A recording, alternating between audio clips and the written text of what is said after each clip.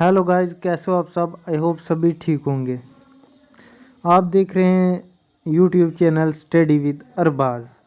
जैसे कि हमने कल सेल के बारे में पढ़ा था, तो आज हमारा दूसरा जो टॉपिक है वो है डाइजेस्टिव सिस्टम। डाइजेस्टिव सिस्टम में हम एक एक पार्ट करके पढ़ेंगे, एक एक चीज़ पढ़ेंगे। आज सबसे पहले हम डाइजेस्टिव सिस्टम का ओवरव्यू देखेंगे कि डाइजेस्टिव सिस्टम क्या होता है और डाइजेस्टिव सिस्टम हमारी बॉडी के लिए क्यों ज़रूरी है। तो बिना टाइम वेस्ट किए सबसे पहले हम general introduction of digestive system देखते हैं।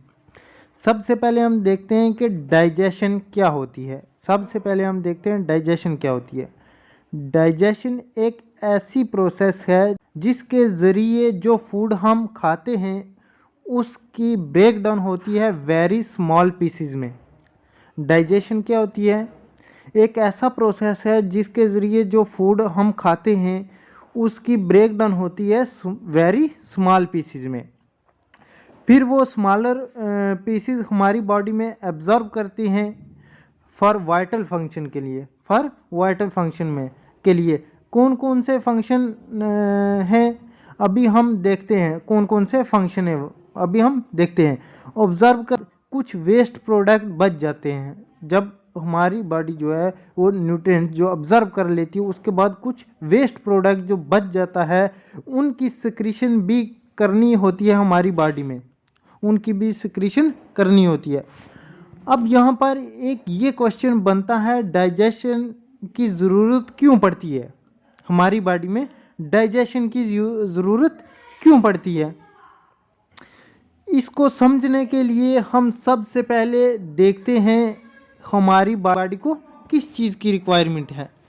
एक तो हमारी बॉडी में सिंथेटिक प्रोसेस हो रहा होता है, चीज़ें बन रही होती हैं, यानी कि नए सेल बन रहे होते हैं जिनमें हेयर्स की ग्रोथ होती है, नेल्स की ग्रोथ हो रही होती है।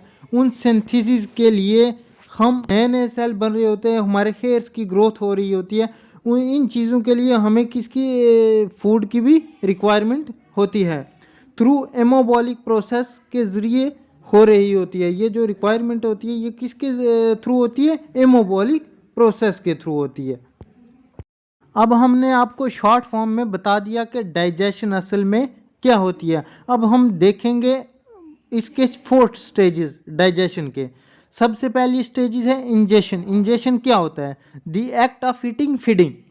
जब हम खाना अपने कोई भी लुकमा अपने मुंह में लेते हैं उसको हम क्या कहते हैं? इंजेशन। फीडिंग करते हैं जब, उसको हम कहते हैं इंजेशन। और डाइजेशन में 2 चीज़ें होती है, एक होती है मैकेनिकल डाइजेशन, एक होती है केमिकल डाइजेशन।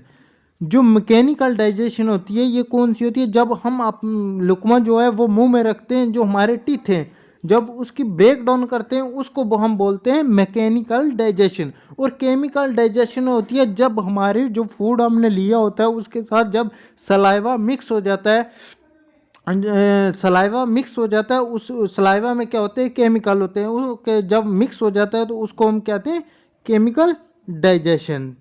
उसके बाद है एब्जॉर्वेशन। एब्जॉर्वेशन क्या होती है? Animal cells take up observe small molecules, amino acids, sugars, fat extra. उसके बाद हम देखेंगे एलिमिनेशन एक्सक्रीशन। एलिमिनेशन एक्सक्रीशन क्या होती है? अनडाइजेस्ट मटेरियल जो होता है pass out of the digestive system. जो अनडाइजेस्ट मटेरियल होता है वो पास आउट कौन से होता है? डाइजेस्टिव सिस्टम में से। तो गाइस ये था ओवरव्यू, हमने देखा है डाइजेस्टिव सिस्टम का क्या होता है। कल हम बिल्कुल बारीकी से एक एक पार्ट पढ़ेंगे। मौथ क्या होता है, सलेवरी ग्लैंड्स क्या होते हैं, फायरेक्स क्या होता है, ईसोफेगस क्या होता है, डायफ्राम क्या होता है, स्टमक क्या होता है, पेनक्रियाज क्या होती है, लीवर क्या होता है, गॉल ब्लैडर का फंक्शन क्या होता है, काम क्या करता है, स्मॉल इंटेस्टाइन क्या करती है, लार्ज इंटेस्टाइन क्या करती है। बिल्कुल एनएस तक बिल्कुल डिटेल में पढ़ेंगे, कोई भी पार्ट हम छोड़ेंगे नहीं। जो जो मेन पॉइंट है वो पूरे इंक्लूड करेंगे। जो हमारे टॉपिक में नहीं है वो भी हम इसमें इंक्लूड करेंगे, क्योंकि आप में कोई डाउट ना रहे कि इन्होंने अच्छी तरह से नहीं पढ़ाया। तो गाइज आज का टॉपिक यहीं पर ख़त्म होता है। कल हम पढ़ेंगे मौत के बारे में, मौत क्या होता है।